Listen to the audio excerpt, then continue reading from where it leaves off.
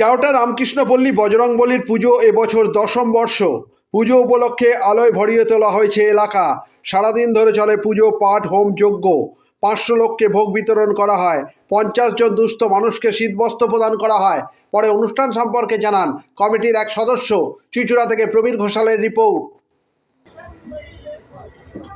ओम त्र्यंबकं यजामहे सुगन्धिं पुष्टिवर्धनम् उर्वारुकमिव वन्दनाय मृत्युर्मुक्षीयामहे सुगन्धिं पुष्टिवर्धनम् उर्वारुकमिव वन्दनाय मृत्युर्मुक्षीयमामृतात् यजामहे सुगन्धिं पुष्टिवर्धनम् त्र्यंबकं यजामहे सुगन्धिं पुष्टिवर्धनम्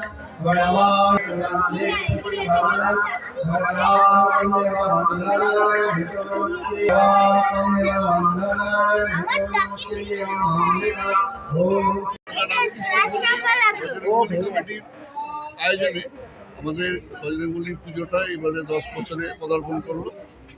আজকে আমাদের পুজো হলো, এরপর আমাদের হোমযজ্ঞ ব্যাপার আছে, ভোগের ব্যাপার আছে। কালকে আমাদের একটা খাওয়া দাওয়ার প্রোগ্রাম আছে। তারপরের দিনে একটা বস্ত্র বিতরণের ব্যাপার আছে। আমাদের দরিদ্র লোকজনদের আমরা বস্ত্র বিতরণ করবো। গিয়ে এখানে নয়, চুচুড়ো প্যান্ডেল এলাকা, মন্দির এলাকা, যেসব জায়গায় দরিদ্র লোকজন সেখানে গিয়ে। কত লোককে বস্ত্র দেবেন আপনারা?